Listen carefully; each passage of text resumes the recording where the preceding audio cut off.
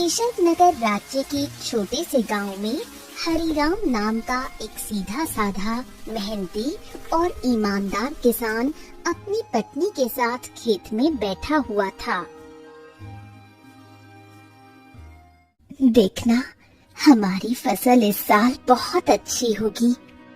हाँ, क्योंकि मेरी मेहनत के साथ साथ मेरे खेत की जमीन पर तुम्हारी मेहनत का पसीना भी शामिल है अर्चना। हाँ।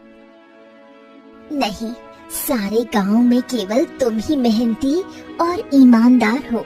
तुम्हारे पास जमीन तो कम है, लेकिन तुम्हारा दिल बहुत बड़ा है। कुछ देर बाद दोनों पति पत्नी घर चले गए।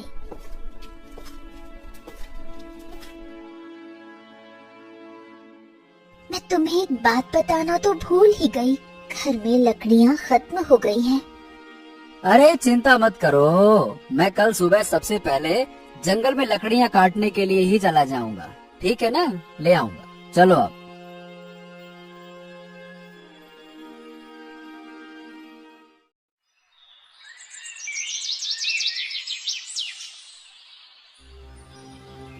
अगली सुबह हरिराम लकड़ियाँ काटने के लिए जंगल चला गया।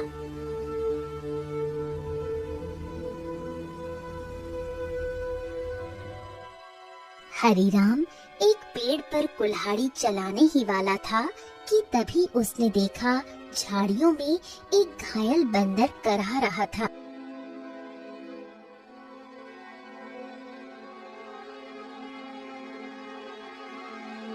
हे भगवान, बाप रे, इस बंदर को तो लगता है किसी ने बुरी तरह से घायल कर दिया है।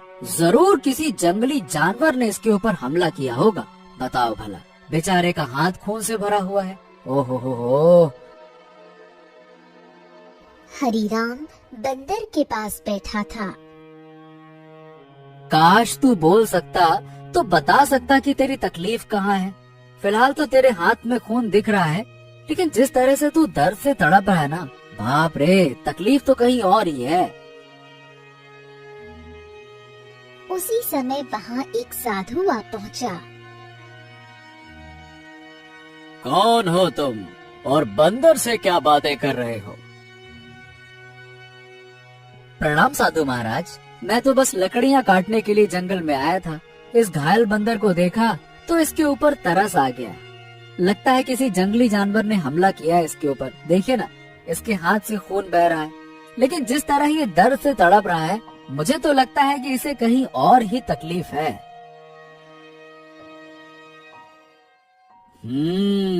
बहुत कम इंसान होते हैं जिनके मन में जानवरों के प्रति इंसानियत होती है।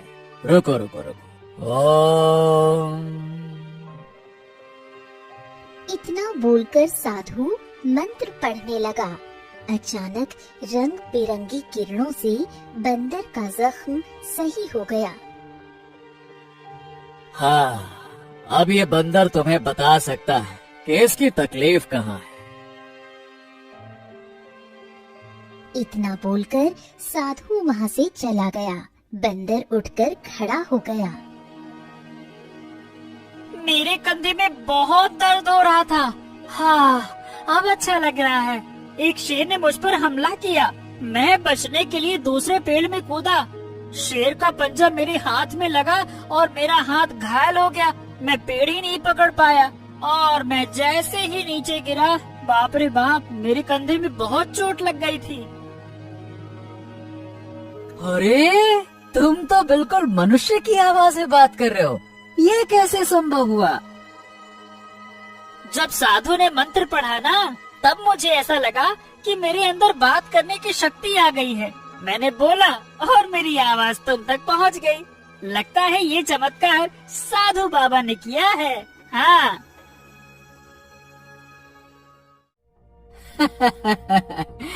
अच्छा ये बताओ, तुम मेरे घर पे चलोगे? ओहो, अब तुमने मेरी जान बचाई है तो अब तो मैं तुम्हारे साथ ही चिपक गया हूँ। मतलब मैं तुम्हारे साथ ही रहूंगा। और क्योंकि मैं इंसानों की तरह बात करने लगा हूँ, तो मैं बंदरों से अब तो अलग हो गया हूँ ना। क्या करूँगा उन बंदरों के साथ रहकर? अब तुमसे बातें करूँगा जी भर के। चलो तुम मेरा कोई अलग नाम भी रख सकते हो। बताओ बताओ, मेरा क्या नाम रखोगे? बड़े मजे की बातें करते हो तुम। चलो ठीक है, मैं तुम्हें आज से गोलू कह के पुकारूंगा। क्यों, कैसा नाम है? अच्छा नाम है ना? हाँ, अच्छा नाम है। चलो चलो चलो चलो, घर चलते हैं।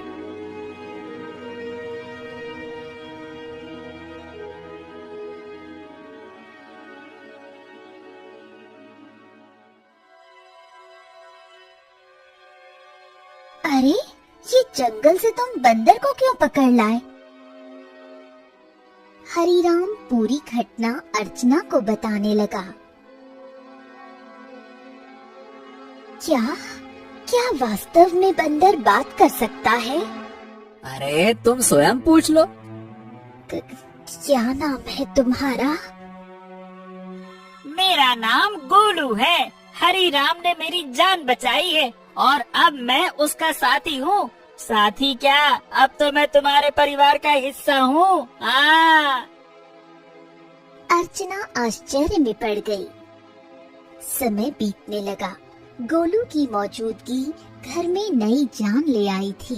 धीरे धीरे गोलू अर्चना के काम में हाथ बटाने लगा। गोलू अब हरीराम का सच्चा साथी बन चुका था। एक दिन गोलू हरीराम से बोला, हरीराम, अब मैं भी तुम्हारे साथ खेत में चलूंगा। क्या करूंगा घर में बैठे बैठे, मुझे भी चलना है। अरे गोलू, खेत का काम आसान नहीं होता, बहुत मेहनत लगती है। क्या करोगे तुम वहाँ पे? अरे क्या करूंगा क्या, मैं भी तुम्हारे साथ मेहनत करूंगा। और क्या क्या मुझे कम मेहनती समझा है क्या? बस डर ये है कि गांव वालों ने तुम्हें बोलते हुए देख लिया ना, तो वो न जाने क्या समझेंगे। अरे पर जब मैंने तुमसे पहली बार बात की थी तो क्या तुम डरे थे क्या? बताओ। देखो गोलू, मैं दुनिया को जानता हूँ। हर कोई मेरे जैसा नहीं होता है जो तुम्हें समझ सके। ओहो, मुझे दुनिया से क्या है लेना देना, मुझे तो तुम्हारे संग है रहना। मेरा मतलब ये है कि मुझे बस तुमसे मतलब है, क्योंकि मैं तुम्हारा साथी हूँ। हाँ। हरीराम मुस्कुराया और अगले दिन गोलू को साथ लेकर खेत चला गया। कुछ ही दिनों में गोलू ने खेती की हर बात सीख ली। अब वो हरीराम का सच्चा मददगार बन गया था।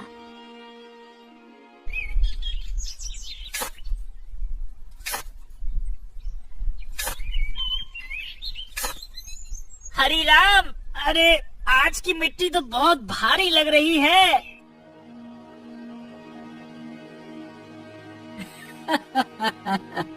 गोलू, अब तो तू पक्का किसान बन गया है। मिट्टी का भी फर्क समझने लगा है।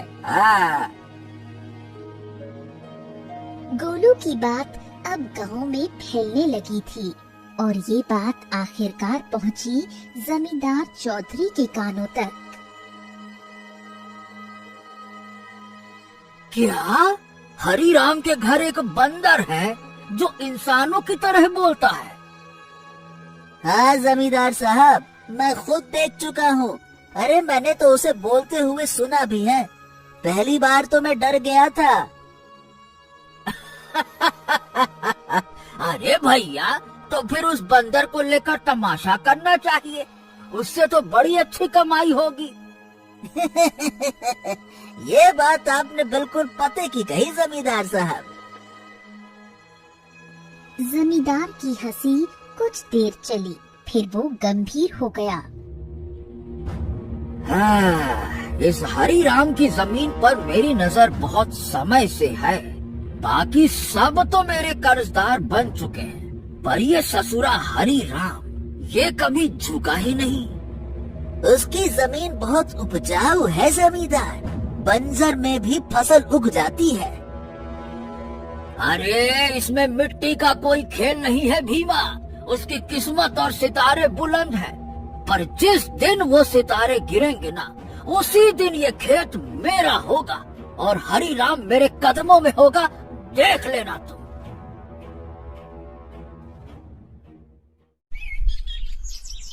समय ऐसे ही बीतने लगा। एक दिन हरिराम और गोलू जब खेत से घर लौटे तो आंगन में बैठी अर्चना को देखकर दोनों के चेहरे पर चिंता की रेखाएं खिंच गईं। अरे अर्चना, क्या हुआ? ये कैसी खांसी है?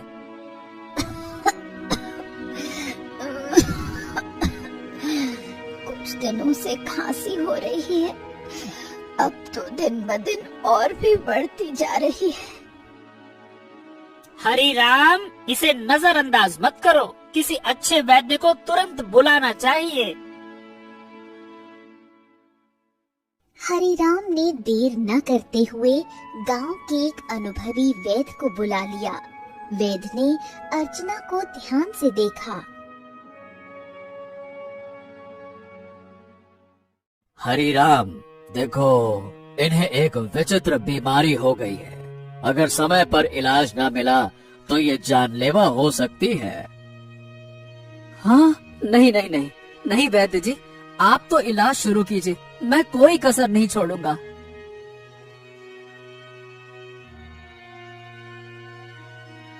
उस दिन से हरिराम का सारा धन अपनी पत्नी के इलाज में लगने लगा। हफ्तों बीतते गए और एक दिन ऐसा आया जब उसकी सारी जमा पूंजी खत्म हो गई। उस दिन हरिराम घर पर अकेला बैठा था।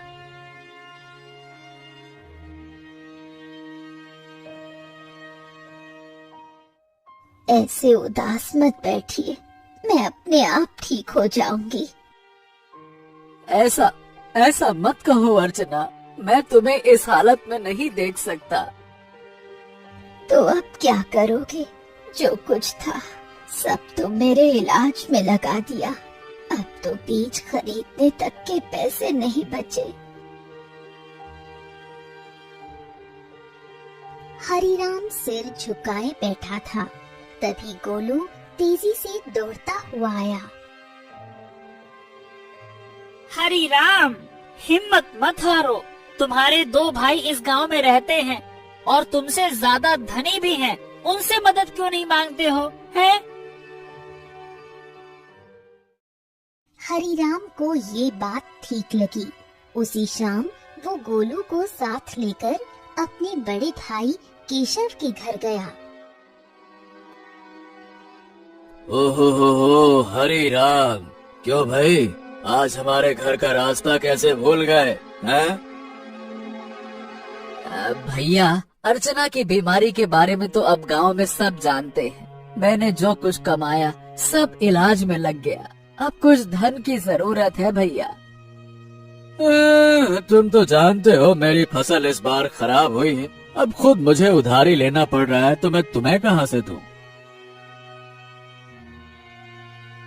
हरिराम कुछ नहीं बोला, सिर झुकाकर बाहर निकल आया।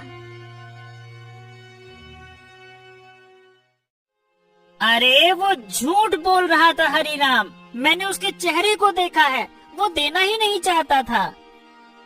हाँ, जानता हूँ रे गोलू, पर चलो, एक और भाई है, उनसे मिलते हैं, चलो। अब दोनों बिरजू के घर पहुँचे। बिरजू ने दरवाजा खोला और हरिराम को देखकर चौंक गया। ओह हरिराम, आज भाई की याद कैसे आ गई? भैया मेरी पत्नी अर्चना बहुत बीमार है, थोड़ा सा धन चाहिए इलाज के लिए। क्या? अरे बंटवारे में वैसे भी तुझे ज्यादा जमीन मिल गई थी, उसे बेच नहीं देता? मेरे पास धन का पेड़ लगा है क्या जो मांगने चला आया? झूठ मत बोलो भैया, सच तो ये है कि तुमने और केशव भैया ने मेरे हिस्से की जमीन भी दबा ली थी। मुझे 6 बीघा जमीन मिलनी थी, बस 2 बीघा मिली है, 2 बीघा।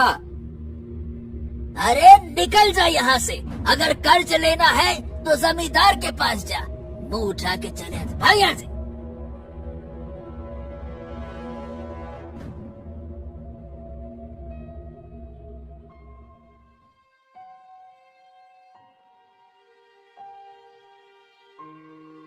कैसे भाई है तुम्हारे हरिराम, एक भी मदद को तैयार ही नहीं है। हाँ, इस दुनिया में इंसान ऐसे ही होते हैं, मतलबी, अपना पराया कुछ नहीं देखते। तो अब क्या करोगे? क्या जमींदार के पास जाओगे? हाँ, मजबूरी है गोलू। मैं नहीं जाना चाहता था, इसीलिए तुम्हारे कहने पे भाइयों के पास गया। अब तुम ही बताओ, मेरे पास और क्या रास्ता बचा है, बताओ।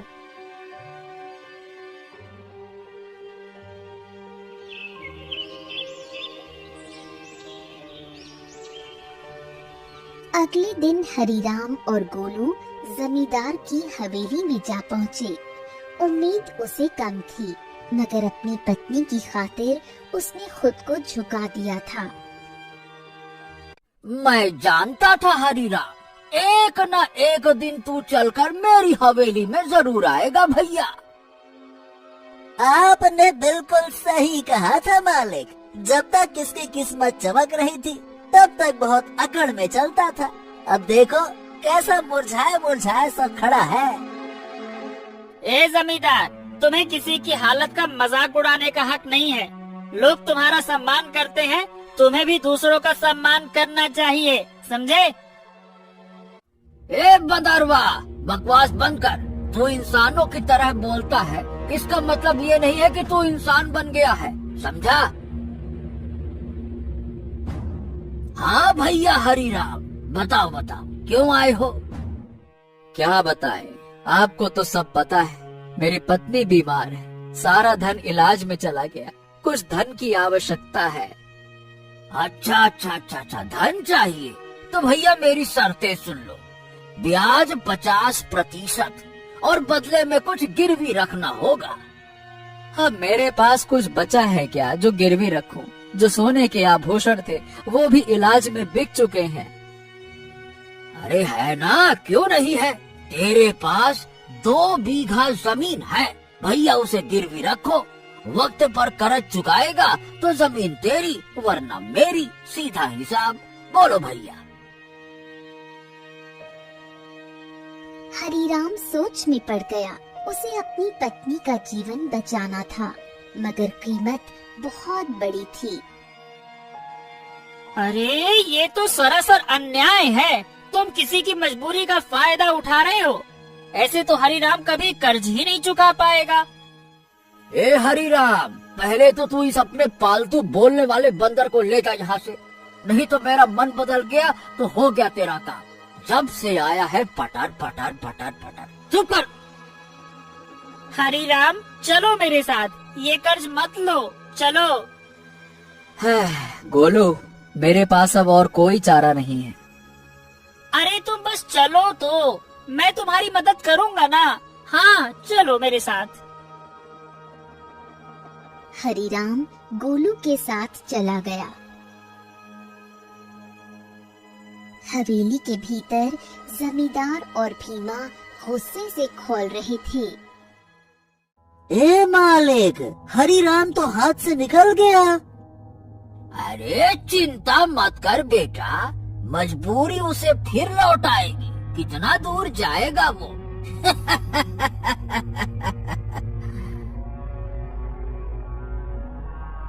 हरीराम गोलू के साथ घर पर आ पहुंचा और गोलू तुरंत वहां से चला गया। शाम तक गोलू लौटकर नहीं आया। हरीराम और अर्चना की चिंता बढ़ने लगी। गोलू अब तक क्यों नहीं आया? कहीं जमींदार ने उसे कुछ कर तो नहीं दिया? अरे पता नहीं कहाँ गया। मेरा मन भी बड़ा बेचैन है। रात बीत गई। सुबह सूरज की किरणों के साथ ही गोलू वहां पहुंचा, हाथ में एक चमकती जड़ी बूटी के साथ। अरे गोलू, तू कहाँ था? हमें लगा कहीं तुझे कुछ हो तो नहीं गया। अरे मैं जंगल गया था उन साधु महाराज को ढूंढने जिनसे मुझे बोलने की शक्ति मिली थी।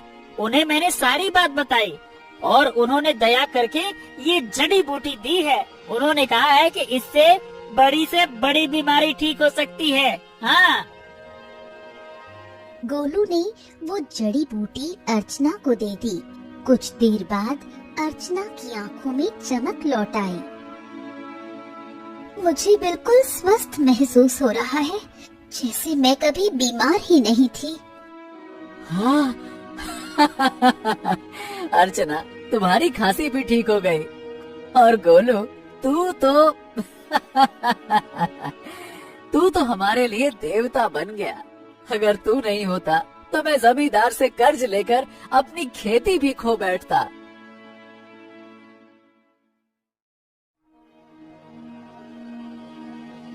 हाँ, अब मेरी पत्नी तो ठीक है, लेकिन खेत में बीज डालने के पैसे तक नहीं बचे।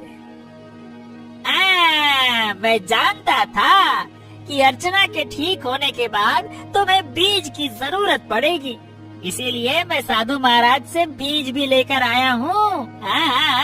ये देखो। क्या बीज? हाँ, उन्होंने ये चमत्कारी बीज दिए हैं। अब देखो, अगर तुम इन्हें अपने खेत में बो दोगे तो ऐसी फसल उगेगी जो पूरे राज्य में किसी ने नहीं उगाई होगी, और सबसे पहले तुम्हारी फसल ही तैयार होगी। हाँ, मजा आ गया ना? इतनी जल्दी? हाँ, लेकिन एक शर्त भी दी है साधु महाराज ने। जब तुम्हारा समय अच्छा हो जाए तब तुम उन लोगों की मदद करना जो जमींदार के कर्ज में दबे हुए हैं। अरे मित्र गोलू, गोलू गोलू गोलू, तू मेरा सच्चा साथी निकला। हम दोनों मिलकर अच्छे से खेत में फसल बोएंगे। चल मेरे भाई।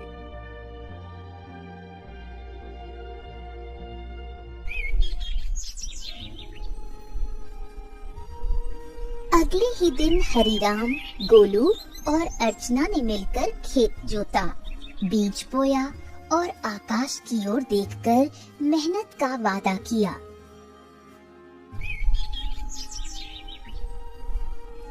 कुछ ही दिनों में हरिराम के खेत में ऐसी फसल लहराई जैसे किसी ने पहले कभी नहीं देखी थी। गांव वाले चकित रह गए। अरे देखो रे देखो, हरिराम के खेत में तो जैसे सोने जैसी फसल लहरा रही है। हाँ हाँ हाँ हाँ हाँ। हाँ, हमारी फसल तो अभी जामी भी नहीं है और इसकी तो फसल भी तैयार हो गई। और उसकी बीवी अर्चना, जो कि महीनों बीमार रही, अब रोज खेत में काम करती है। भैया, ये तो कोई चमत्कार ही लगता है।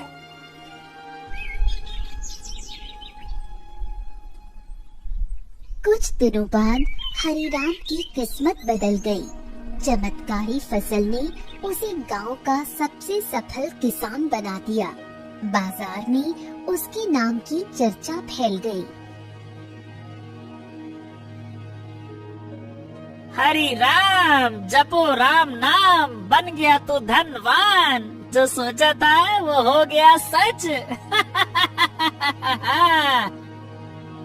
हाँ, वाकई में सच तो हो गया, लेकिन अब बारी है गोलू वादा निभाने की, उन सब की मदद करने की जो जमींदार के कर्ज में डूबे हैं। हाँ बिल्कुल, चलो आज से ही शुरुआत करते हैं। अपने गांव का बिंदेसर का खेत सबसे पहले छुड़ाते हैं। चलो।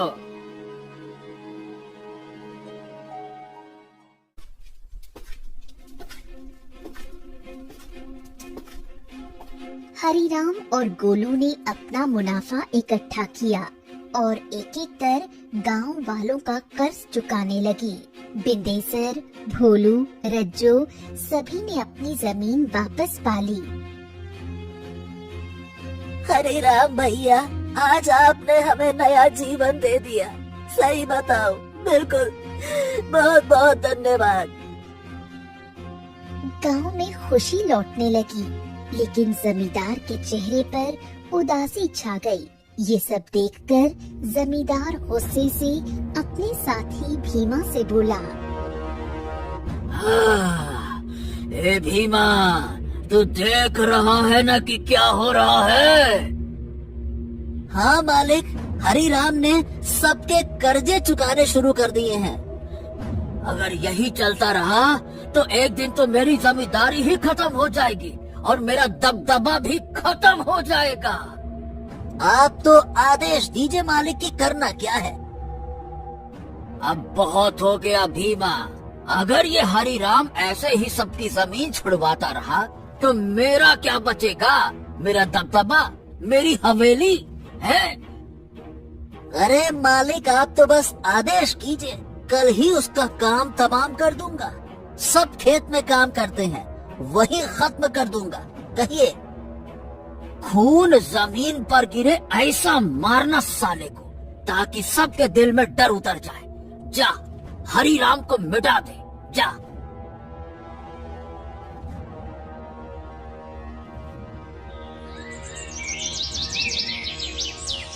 सुबह का सूरज उगा, लेकिन किसी तूफान से पहले की शांति जैसा लग रहा था।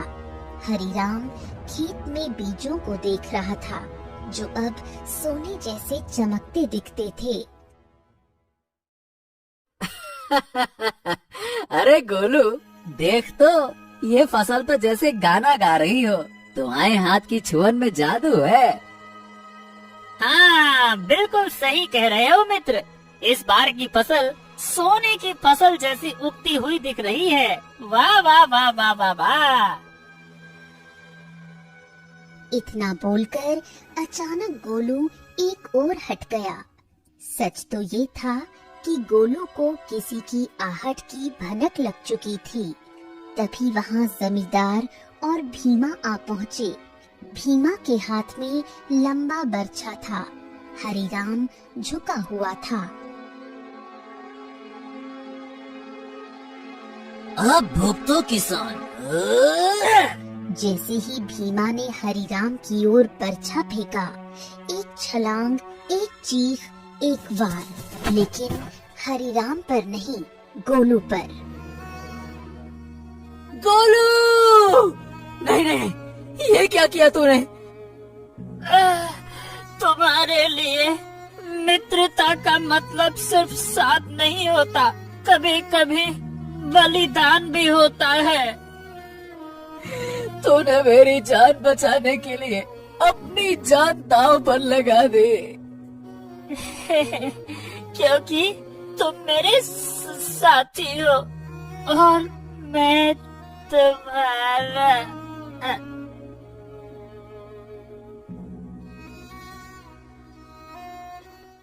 जमींदार और भीमा अविश्वास भरी नजरों से घायल गोलू को देखने लगे। भीमा जमींदार की ओर देखकर बोला, अरे ये क्या जमींदार, इस मूर्ख बंदर ने तो हरिराम के ऊपर लगने वाला वार अपने ऊपर ले लिया। हाँ, तुमने सही कहा, लेकिन मैं फिर भी हरिराम को जीवित नहीं छोड़ूंगा। इतना बोलकर जमींदार गोलू की ओर देखकर क्रोधित अवस्था में बोला, अरे तू मूर्ख का मूर्ख बंदर ही रहा। अरे तू इंसानों की तरह बोल सकता था और इंसानों की तरह रहने लगा था, लेकिन तू इंसानों की तरह चतुराई नहीं सीख सका। तुझे क्या जरूरत थी अपने ऊपर वार लेने की? क्या आवश्यकता थी बलिदान देने की? मूर्ख बंदर कहीं का, तूने मेरे सारे किए कराए पर पानी फेर दिया। लेकिन तुझे क्या लगता है कि मैं हरिराम को जीवित छोड़ दूंगा? नहीं, मैं हरिराम को जीवित बिल्कुल नहीं छोड़ूंगा, क्योंकि उसकी वजह से ही मेरा गांव में दबदबा समाप्त हुआ है। तेरा ये बलिदान बेकार जाएगा रे मूर्ख बंदर, रुक जा। गोलू के होठों पर एक हल्की मुस्कान अब भी जिंदा थी। गोलू ने अपने मित्र हरिराम को मुस्कुराते हुए देखते हुए ही दम तोड़ दिया। तभी वहाँ वही साधु प्रकट हो गया, जिसने गोलू को बोलने की शक्ति दी थी और जिसने गोलू को हरिराम की पत्नी को बीमारी से बचाने के लिए जड़ी बूटी और जादुई बीज दिए थे। साधु क्रोधित अवस्था में जमींदार और भीमा की तरफ देखकर बोला, जिसने निर्दोष की जान ली, उसका पाप अब उससे बदला मांगेगा। जमींदार और भीमा, तुम दोनों ने बहुत बड़ा पाप किया है। तुम्हें इस संसार में खुलेआम रहने का कोई अधिकार नहीं है। तुम दोनों समाज के लिए खतरा हो, रुक जाओ। इतना बोलकर साधु की क्रोधित आंखों से रंग बिरंगी किरणें निकलकर भीमा और जमींदार के शरीर पर पड़ने लगी और अगले ही पल उनके शरीर में आग लग गई। कुछ ही देर में वो दोनों जलकर राख हो गए। गांव वाले इकट्ठा हो गए। साधु हरिराम की ओर देखकर बोला, हाँ, तुम्हारा और गोलू का साथ यहीं तक लिखा था हरिराम। लेकिन साधु महाराज, जमींदार के साथी भीमा ने मेरे ऊपर हमला किया था, लेकिन गोलू ने उसे अपने शरीर पर ले लिया। हाँ, क्योंकि वो तुम्हारा सच्चा साथी था। जाते जाते गोलू ने अपनी मित्रता का कर्ज चुका दिया। अपने साथी को कभी नहीं भूलना हरिराम। इतना कहकर साधु रंग बिरंगी किरणों में वहां से गायब हो गया। गांव वाले नम आंखों से गोलू के बलिदान की सराहना करने लगे। अरे ये कोई साधारण बंदर नहीं था भैया, देवता था देवता, हरिराम का सच्चा साथी। हाँ भैया, इसने अपनी जान दे दे और हम सबको बचा लिया। बहुत अच्छा बंदर था। कुछ दिनों बाद हरिराम ने नम आंखों से गोलू की याद में उसी खेत में एक पौधा लगाया जो आगे जाकर बना साथी वृक्ष। गोलू, तेरे बिना सब अधूरा लगेगा, लेकिन तू मिटा नहीं। तू हर उस फसल में है जो इस धरती से उगेगी। कभी कभी सच्चा साथी इंसान नहीं होता, वो एक जानवर हो सकता है जो बिना शर्त प्रेम करे, रक्षा करे और अगर जरूरत पड़े तो जीवन भी दे दे।